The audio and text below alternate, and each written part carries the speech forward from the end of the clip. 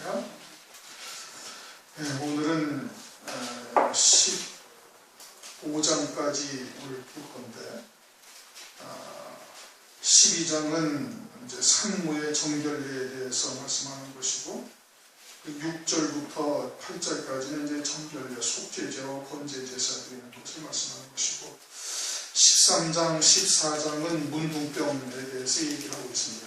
이 문둥병이 이제 사람에게 들었을 때, 또 옷이나 가죽 또는 집에 번졌을 때 뭐 어떻게 할 것인가, 이런 것에 대해서 하는데, 이거는 이제 문둥병에 대해서 말씀하시는 것이고, 14장은 이제 문둥병이 걸렸을 때 정결례를 어떻게 할 것이냐, 이것을 지금 말씀하는 것이고, 15장은 유출병에 대해서 말씀을 하고 있는 겁니다. 그러니까 이제 주제는 15장은 유출병이고 13장, 14장은 문둥병에 대해서 말씀하시는 것이고 12장은 이제 산모의 정결의식에 대해서 이렇게 말씀을 하고 있는 거예요. 그러니까 이제 주제는 세 가지인데 12장에 이제 산모의 정결례와 13장, 14장의 문둥병에 대해서, 그리고 이제 15장의 유출병에 대해서, 그렇게 이제 세 가지를 말씀하고 있는 겁니다. 하나님께서는 이스라엘 백성들에게 이제 실제적인 광야 생활을 가운데서 나타나는 일들에 대해서 이렇게 말씀을 하고 있지만, 이것을 이제 성경에다가 사실은 이거 외에도 수없이 많은 것들이 있어요. 수없이 많은 질병도 있을 것이고 다른 여러 가지의 경우도 있을 것인데, 이것을 성경에 기록해서 오늘날 우리들에게 말씀하시는 것은 이것을 통해서 우리에게 어떤 영적인 계시를 하나님께서 주고자 하시는 거거든요. 혈육의 유대인들에게는 실제 육체에 관한 예법이었고, 영적인 유대인들이 오늘날 우리들에게는 이것이 우리의 영에 관계된, 영생에 관계된 문제인 거예요. 이것이 영생에 무엇을 말씀하고 있느냐, 이제 그것을 우리가 이제 봐야 되는 것이죠. 12장 1절을 보면은 여호와께서 모세에게 일러 가라사대 이스라엘 자손에게 고하이르라 여인이 잉태하여 남자를 낳으면 그는 7일 동안 부정하니 곧 경도할 때와 같이 부정할 것이며 하면서 이제 산모에 대해서 지금 말씀을 하고 있어요. 여자가 잉태를 해서 이제 사내아이를 낳고 이제 여자아이를 낳았을 때 이제 경우를 지금 예로 들어서 설명하고 있는 것이죠. 근데 창세기 1장 28절을 보면은 생육하고 번성하라 이렇게 말씀하셨어요. 생육하고 번성하라.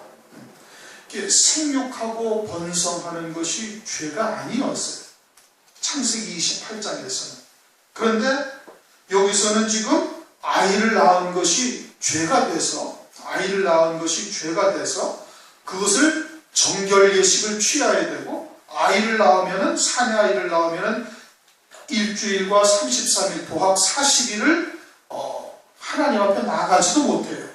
부정하기 때문에. 피를 흘려서 부정하다 이거죠. 그런데 창세기 1장에서는 생육하고 번성하는 것이 하나님의 명령이었고 하나님의 복이었던 거예요. 그러니까 그것이 죄가 되는 것이 아니었던 건데, 그런데 이것이 죄로 바뀌어버린 거예요. 그리고 시편 51편 5절에도 내가 죄악 중에 출생하였으며 모친이 죄 중에 나를 잉태하였나이다. 그렇게 고백을 했어요. 그렇죠? 생육 번성이 하나님의 말씀이고 하나님의 뜻인데, 근데 왜 그게 죄가 됐냐 이거예요. 그것은 창세기 1장 28절과 그 이후에는 큰 변화가 있어요. 뭐가 있어요? 선악과를 따먹은 범죄가 있게 된 거예요. 그래서 선악과를 따먹은 이후에 우리의 몸은 거역의 씨가 있었던 것이고, 창세기 1장 28절에서의 아담과 하와는 생명의 상태예요. 생명의 상태고, 지금은 어때? 원죄가 있는, 거역의 씨가 있는 육체를 입고 있는 거예요. 그게 다른 거예요. 그러니까 생명의 상태에서는 아무리 생육하고 번성해도 그건 절대 죄가 되지 않냐는 거예요. 그런데 원죄를 입은 몸으로 딱 우리가 이제 아이를 낳게 되면 이게 죄가 되는 거예요. 그래서 창세기 1장에 가면은 2장, 3장에 가면은 아담과 하와가 범죄하고 난 다음에 하나님께서 아담에게 뭐라고 말씀하고 있는 거 아니? 땅은 창세기 3장 17절 땅은 너로 인하여 저주를 받고 너는 종신토록 수고하여야 그 수산을 먹으리라 그렇게 말씀하셨어요. 그러면 이것이 뭐 땅을 갈아서 먹어야 농사를 지어서 먹어야 한다는 얘기입니까? 그게 아니죠. 땅이라는 것은 뭘 말하는 거예요? 우리 육체를 말하는 거예요. 그 땅이 저주를 받았다 이게 저주를 받았어요. 그래서 원죄 있는 몸이 되어져서 영생의 열매, 즉 영생의 열매가 우리의 참 양식인데 그것이 우리가 먹을 양식이죠. 그런데 그 양식을 먹기 위해서는 어떻게 된다? 아주 수고하여야 그 열매를 먹는다는 거예요. 이렇게 정과 욕심을 못 받고 많이 하나님 앞에 믿음으로 참 결단을 하며 달려가며 표대를 향해서 달려가야 그래야 그 소산을 먹을 수가 있다 이 뜻인 겁니다.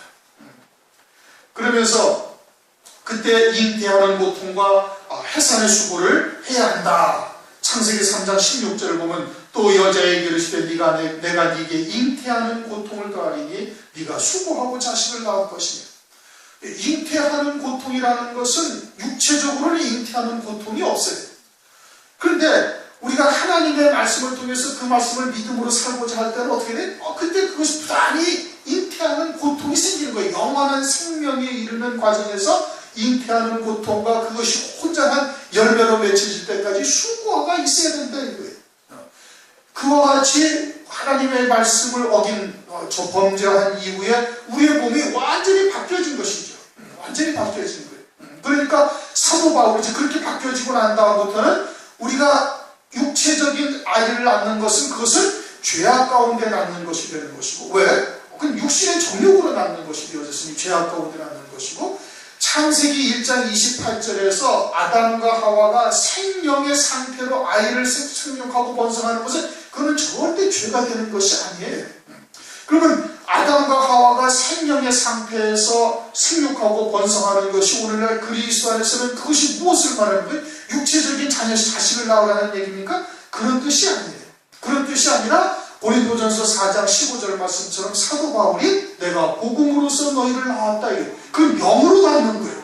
말씀으로 그를 낳는 거예요. 갈라디아서 4장 19절에 보면 내가 너희를 위하여 해산하는 수고를 한다 이거예요. 그리스도의 형상에 이루기까지 너희를 위해서 해산하는 수고를 한다. 그것이 뭐예요? 그것이 생명으로서 낳는 자녀들이 되는 거예요. 그것은 전혀 죄가 되지 아니한다. 그런데 육체로 낳는 것은 그 육신의 정욕을 위해서 낳은 것이 전부 다 죄악 가운데 출생하는 자녀들이 되는 것이에요. 그래서 이제 정결례를 취하여야 될 것을 지금 말씀을 하고 있는 거예요. 그래서 이제 아이를 낳으면은 이와 같이 이제 정결례를 하는데 이제 이것도 이제 또 남자아이를 낳을 때와 여자아이를 낳을 때가 또 틀린 거예요. 그럼 남자아이를 낳을 때는 한 주일, 일주일을 갖다가 부정하고 또 33일을 지내서야 하나님 전에 나간다. 지금 4절에 그렇게 말씀을 하고 있죠. 성물도 만지지 말고 성소에 들어가지도 말라. 그렇게 말씀하고 있어요. 여자는 성소에는 들어갈 수가 없어요. 그렇죠? 성소에 들어갈 수가 없는 거예요. 제사장만이 성소에 들어가는 것이고 대제사장만 1년에 1차 지성소에 들어가는 거예요. 그러니까 여자는 성물을 만지거나 성소에 들어갈 일이 없는 거예요.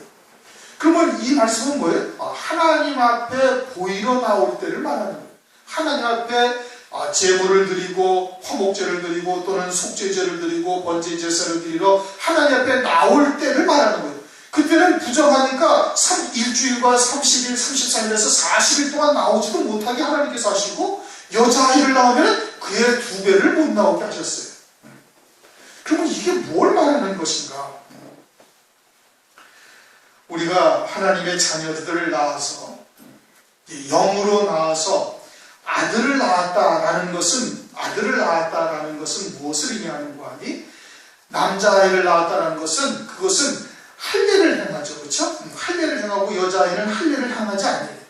그럼 남자아이를 할례를 행했다는 것은 그리스도 안에서 세례받은 자요. 그리스도의 이름으로 세례를 받은 자요. 그리스도 안에서 새 피조물로서 새 생명으로서 사는 자가 되었음을 말하는 거예요. 그러한 아들일 경우에는 그로 하여금 온전한 믿음의 자리에 세우기까지의 기간보다 딸의 신앙, 여자의 신앙을 말하는 것이죠. 여자의 신앙으로서 하나님의 자녀로서 아버지의 유업을 이을 자로 세우기까지가 훨씬 더 많은 노력과 또 정결례와 같은 예식, 그렇게 이제 오늘날로 말하면 산제물과 또 하나님 앞에 어떻게 예배를 드려야 된다는 등등의 이와 같은 과정이 훨씬 더 많이 소요될 것임을 우리에게 영적으로 계시를 해주는 거예요. 그래서 부정하다는 얘기죠. 디모데전서에 가면은 우리가 이제 이전에도 한번 상고했죠. 2장 14절 15절 아담이 꾀임을 보지 아니하고 여자가 꾀임을 보아 죄에 빠졌습니다. 그러나 여자들이 만일 정절로서 믿음과 사랑과 거룩함에 거하면 그 해산함으로 구원을 얻으리라. 이것이 단순히 여성을 말하는 것이 아니라는 것입니다. 실제적으로는 여성들이 훨씬 더 남자들보다 신앙이 훨씬 더 좋은 사람이 훨씬 더 많은데, 그런데 여자는 교회에서 가르치는 것과 남자를 주관하는 것을 허락지 아니한다 하시면서 하신 말씀이거든요. 이것이 여성을 말하는 것이냐? 그것이 아니라 여자의 신앙을 의미하고 있는 거예요. 인본적이거나 세속적이거나 하는 사람의 계명을 쫓아 육으로 살고 있는 자들은 신앙의 정절을 지켜서 믿음과 사랑과 거룩함에 계속해서 거하게 되어지면은 해산함으로 구원을 얻는다. 해산의 수고와 같은 고난의 고통의 시간들을 통해서 연단되어져서 온전한 구원에 이른다 이겁니다. 아버지의 유업을 이을 아들의 자리에 이르게 되어질 것을 말씀하고 있는 것이죠. 그렇게 여자의 신앙은 훨씬 더 많은 수고와 또는 연단의 과정이 있어야 그와 같은 자리에 이룰 수 있음을 말하는 거예요. 그러니 여자를 낳았을 때와 남자를 낳았을 때라는 것은 그와 같은 할례를 받은 아들의 신앙에서, 다시 말하면 참된 복음과 진리의 말씀으로 신앙이 시작되어지면은 그러하여금 아들의 신앙이 온전한 아버지의 유업을 잇는 아들의 신앙에 이르기까지의 기간이 육으로 사는 자들보다 훨씬 단축됨을 말씀하고 있는 것이고, 세속적이고 인본적이고 육으로 살고 있는 할례받지 아니한 자로서 신앙생활을 하는 자로서 아들의 유업을 잇기까지는 훨씬 더 많은 시간과 수고와 노력이 있어야 될 것임을 말씀을 하고 있는 거예요. 그거를 말씀하고 있는 거란 말이에요. 혈통적 혈육의 유대인들에게는 실제 그와 같은 사건을 통해서 이렇게 말씀하고 있지만, 이것이 영적인 유대인들에게는 그것이 아니란 말씀이에요. 그것이 아니라 이것은 아들의 신앙과 딸의 신앙을 지금 의미하는 것이고, 육으로 살고 있는 자, 할례받지 못한 자로서 신앙생활하면서 아버지의 유업을 잇는 자리에까지 이르기까지는 훨씬 더 많은 시간이 소요되고 많은 연단과 과정이 있어야 될 것을 말씀하고 있는 거예요. 3절에 8일에는 그 아이의 양피를 뺄 것이다. 베라는 것은 남자아이를 말하는 것이고, 그와 같은 것은 그리스도 안에서 새 생명으로 새 피조물로서 사는 자가 됨을 말하는 것인데, 그렇게 남자아이의 신앙으로서 시작이 되어지면 훨씬 더 빨리 아버지의 유업을 잇는 그와 같은 영광의 자리에, 기업을 잇는 자리에 이르게 되어질 것을 말씀하고 있는 거예요. 그것이고, 6절부터는 정결 예식의 속죄제와 번제 제사를 드리는 거니까, 이거는 이제 지금 그렇게 크게 우리가 이미 이제 그 제사의 의미가 무엇인지 알았으니까 이것은 더 이제 볼 적이 없고, 13장 1절부터 8절까지는 이제 그와 같이 이제 그 문둥병자의 그 문둥병이냐 아니냐 이제 이런 것을 이제 판단하는 과정들을 쭉 설명하고 있는 것이고, 9절부터 보면은 사람에게 문둥병이 들었거든 그를 제사장으로 데려갈 것이요, 제사장에게 데려가라. 문둥병이라는 것이 당시에는 이제 큰 전염병이었고 아주 이제 무서운 병이었어요. 그러니까 이제 그 문둥병 걸린 자가 이제 성경에서 어디에서 문둥병이 걸린 자가 나오냐면은 민수기 12장을 가면은 모세가 구수 여인을 취했을 때 아론과 미리암이 이제 모세를 대적하다가 미리암이 문둥병이 걸려요. 하나님 앞에 죄를 지은 거죠. 그 다음에는 어디서 문둥병이 나오는 거 아니, 열왕기 하에 보면은 엘리사의 종으로 있던 사환으로 있던 게하시가, 나아만, 문둥병 걸린 아람 중대장관 나아만이 와가지고서는 문둥병이 나왔어요. 그때 게하시가 나아만에게 가가지고 속이고서 옷과 은을 얻어요. 그러자 이제 집으로 돌아오자 엘리사가 이제 그것을 알고 있다가 이제 나만에 있던 문둥병이 게하시게로 게하시 너에게로 넘어간다 하면서 이제 게하시가 문둥병에 걸리는 장면이 나와요. 또 하나는 우시야 왕, 유대의 우시야 왕, 역대하 26장을 보면은 우시야 왕이 교만해가지고 이제 제사장이 이제 그 향불을 갖다가 분향을 하고 이렇게 해야 되는 것인데 지가 들어서 분향하려고 하다가 이마에 문둥병이 발해. 하나님 앞에 죄를 지었을 때 이와 같은 문둥병이 발하는 거예요. 그러니까 영적으로는 문둥병이 뭘 말하는 거예요? 죄의 상징이 되어진 거예요. 죄의 상징. 그러니까 9절에 사람에게 문둥병이 들었거든 그를 제사장에게로 데려가라 이거예요. 제사장은 제사를 드리는 자예요. 다시 말하면 죄가 있음을 보고 그 죄를 사하는 제사를 드리는 자가 제사장이에요.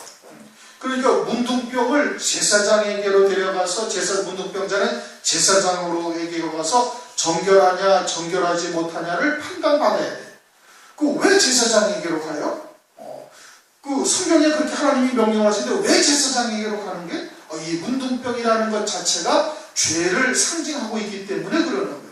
그래서 제사장에게로 가서 정결하냐 정결치 못하냐 이제 이것을 보게 하시는 것이죠. 죄의 문제를 나타내는 거예요. 그런데 10절부터 13절까지를 우리가 아까도 읽었지만 다시 한번 살짝 보면은 문둥병이 어디 부분적으로 조금 바라면은 그러면 부정하다 이렇게 말씀하시고 13절을 보면 그가 진찰할 것이요 문둥병이 과연 전신에 퍼졌으면 그 환자를 정하다 할지니 다 희어진 자인 즉 정하거니와. 온몸에 문둥병이 퍼지면 정하다 이렇게 말씀하죠. 제사장이 판결을 내리는 거예요. 손가락이나 어디 부분적으로 보이지 아니하는데 문둥병이 조금 걸렸으면 어떻게 한다? 부정하다는 거예요. 그런데 온 머리끝에서 발끝까지 온몸에 문둥병이 번졌으면 오히려 정결하다라고 제사장이 선언을 하고 이렇게 말씀을 하고 있는 거예요. 그러니까 이것이 문둥병이 오히려 더 중한데 문둥병이 더 중한 상태는 정결하다고 아주 가벼운 상태는 부정하다라고 말씀하시고 있다는 말씀이에요. 그러면 이것이 뭘 말하는 거예요?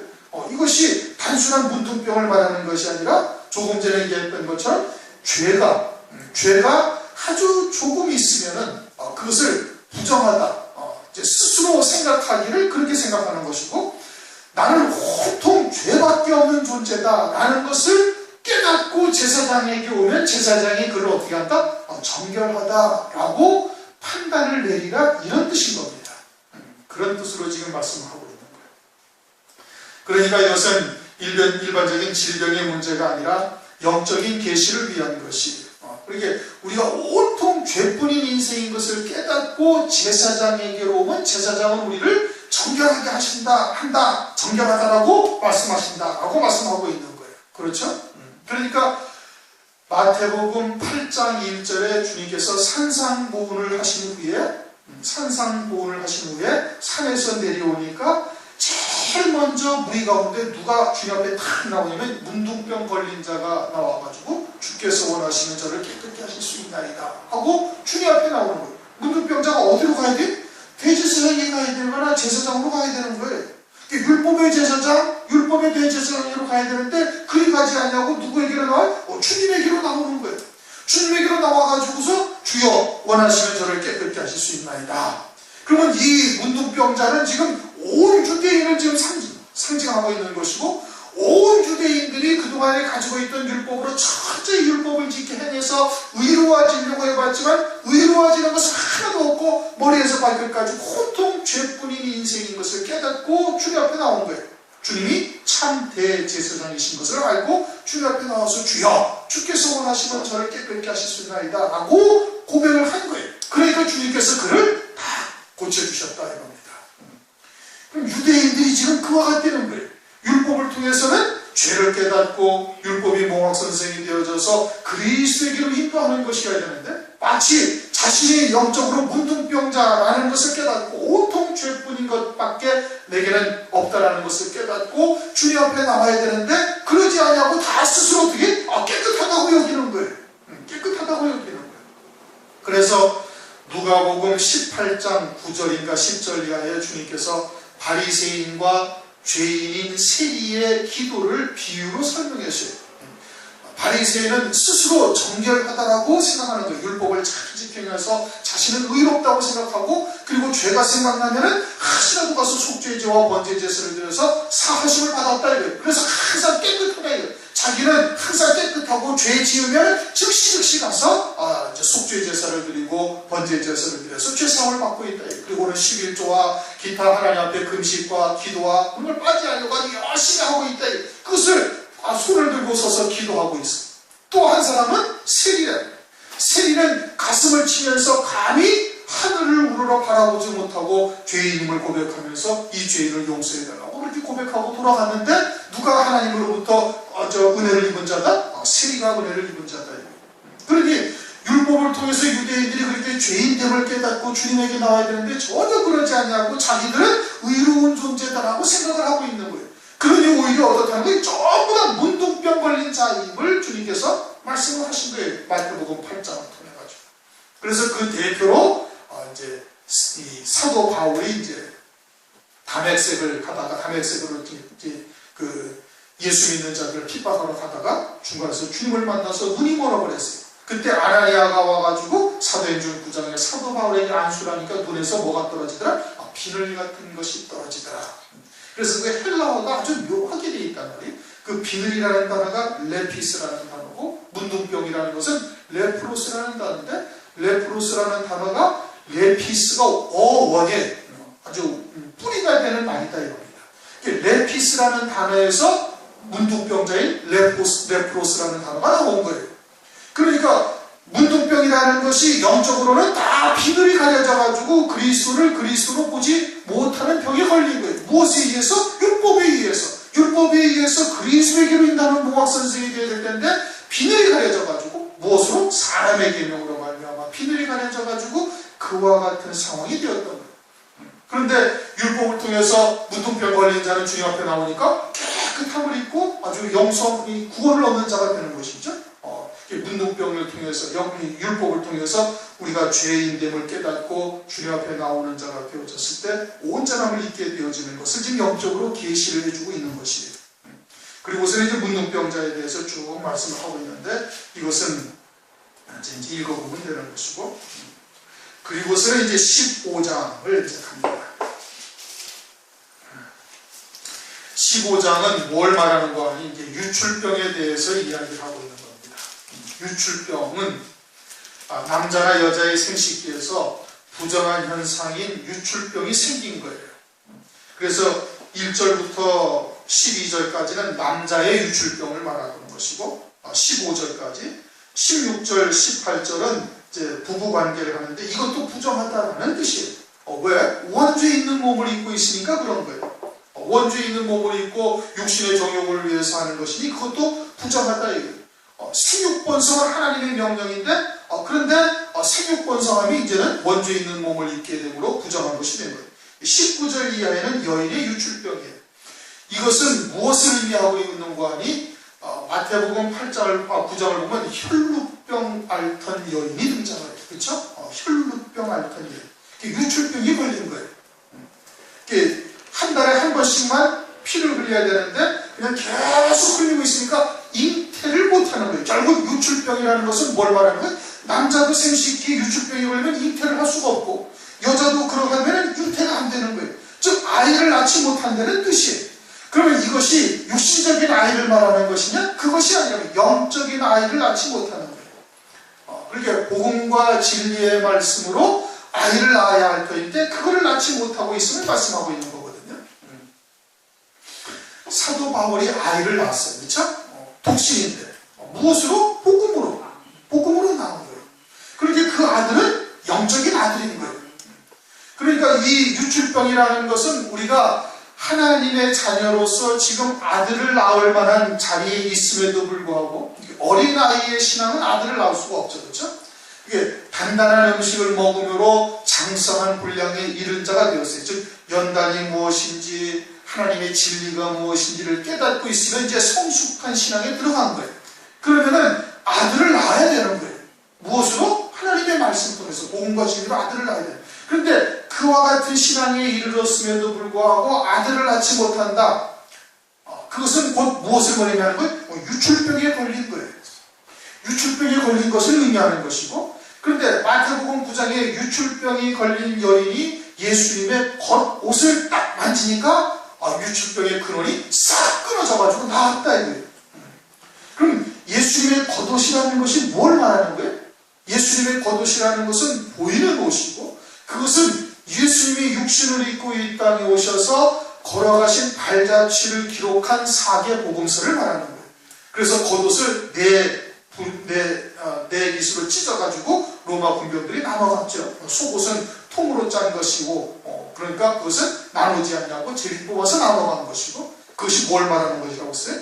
속옷은 우리의 영의 구원을 말하는 것이고, 겉옷은 우리가 이 땅에서 믿음으로 살아가는 발자취를 어떻게 걸어가야 할 것인지, 어떠한 믿음의 길을 걸어가야 할 것인지를 예수님이 오셔서 친히 몸소 보이신 거예요. 그것이 사복음서에 기록이 되어져 있는 것이죠. 그럼 겉옷을 만졌다라는 것은, 그와 같이 혈루병 든 여인이 겉옷을 만졌다라는 것은 발걸음을 주님의 걸음에 맞추어 걸어갔다는 얘기예요.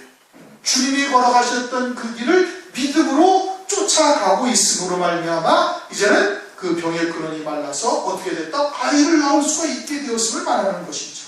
그럼 오늘날 복음과 진리의 말씀을 증거하지 못한다라는 것은 지금 현재 성숙한 진리의 말씀을 먹고 있으면서도 그와 같은 복음과 진리의 말씀을 증거해서 다른 생명을 구원하는 일을, 다른 생명을 살리는 일을 하지 못하고 있다는 것은 유출병이 걸려 있는 거예요.